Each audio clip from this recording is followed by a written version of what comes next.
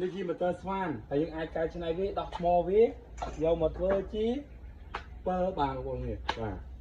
ងាយមែនតើបាទជាដំបូងខ្ញុំធ្វើការដើររកទិញស្បកម៉ូទ័រដែលត្រូវជាមួយថ្មរបស់ខ្ញុំហ្នឹងបាទឥឡូវខ្ញុំរកទិញបានហើយបងប្អូនអរគ្នាហើយបងជាងគាត់យកលុយខ្ញុំទេបាទខ្ញុំអរគុណច្រើនមែនតើឥឡូវខ្ញុំមកដល់វិញបងប្អូនអរគ្នាបាទខ្ញុំទិញបានសម្បកស្វានខូចចាស់ហ្នឹងយកបានមួយហើយនឹងពូលមួយបងប្អូនអរគ្នាបាទឥឡូវមកមើលការធ្វើមួយខ្ញុំបងប្អូនបាទឥឡូវនេះម៉ូទ័រស្វានរបស់ខ្ញុំដោះយកថ្មវាបាទឥឡូវខ្ញុំសាកវាទៅបងប្អូនបាទ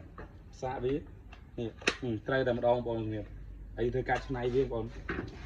បាទជាដំបូងខ្ញុំធ្វើការដោះវាសិនបងប្អូនបាទដោះវាមើលវាមានអីខ្លះក្នុងហ្នឹង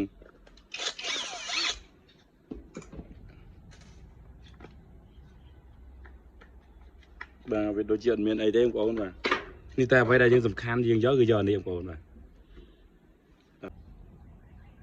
ឥឡូវខ្ញុំធ្វើការដោះដៃវាចេញសិនបងប្អូន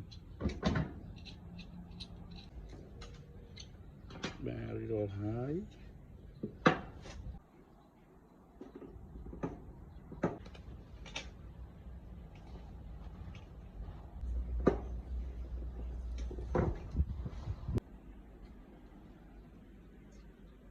បាទឥឡូវការតរបស់យើងរួចរាល់ហើយបងប្អូនអរគ្នាបាទមានអីពិបាកទេបាទងាយមែនតើបាទនេះយើងចំណាយអត់ទៅតិចតែនេះបងប្អូនអានេះយើងទៅទិញនៅកន្លែងជាងធ្វើម៉ូទ័រអត់ចេះខ្វះទេបាទសុំទិញគាត់ទៅរបស់គេកាប់សាច់ចឹងបាទឥឡូវដល់វគ្គដែលយើងត្រូវបញ្ចូលវាក្នុងនឹងបងប្អូនបាទនេះវាត្រូវតែហ្មងបងប្អូនអរគ្នាបាទដូចធ្វើមកពុំជាមួយចឹងបាទនេះដាក់ចូលផ្លឹបមកបាទនេះអប់ល្អមែនតើហើយបងប្អូនយើងធ្វើការបាញ់កៅទៀនបងប្អូន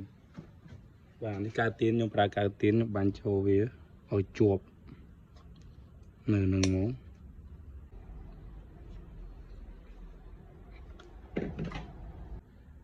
បាទឥឡូវយើងធ្វើការរុំស្គត់វាបងប្អូនរុំឲ្យវា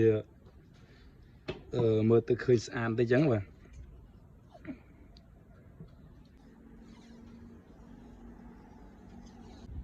បាទឥឡូវពើរបស់យើងរៀបរាល់បងប្អូនអរគ្នាបាទពើយើងប្រើថ្មបាទនេះមិនត្រូវស្វានបាទឥឡូវខ្ញុំដល់យកថ្មវាយើងគ្រាន់តែដោតចឹងបងប្អូនអរគ្នាគាត់អូខេនេះអានេះកន្លែងងឹតបងប្អូននេះយើងអាចប្រើការបានពេលយើងដាច់ភ្លើងដាច់អីចឹងបងប្អូនយើងអាចយកប្រើការបានបាទបងប្អូនអាចឆ្លងកែបានបងប្អូននេះអាចឆ្លងកែឆ្លងត្រីអីតាមវាស្រែបានបាទបើសិនបងប្អូនចង់ដាក់មួយកន្លែងអីនេះបាទអេមែនតើបងប្អូនបាទអាចប្រើការបានពេលយើងដាច់ភ្លើងអីចឹងបងប្អូនគ្នាបាទបើសិនជាយើងចង់ដាក់កុងតាក់មួយទីក៏បានដែរបាទបើមិនចង់ដាក់ទេដកតាថ្មនឹងចេញទៅវាលុតបងប្អូនគ្នាបាទលយមែនតើបងប្អូនហើយវីដេអូខ្ញុំក៏មានតែប៉ុណ្ណឹងដែរបងប្អូនគ្នាកុំភ្លេចជួយ follow ខ្ញុំអ្នកមួយផងបាទហើយក៏សូមអរគុណដែលតាមដានវីដេអូរបស់ខ្ញុំបាទជូនពរសុខភាពល្អសំណាងល្អជំរាបលាបាយបាយ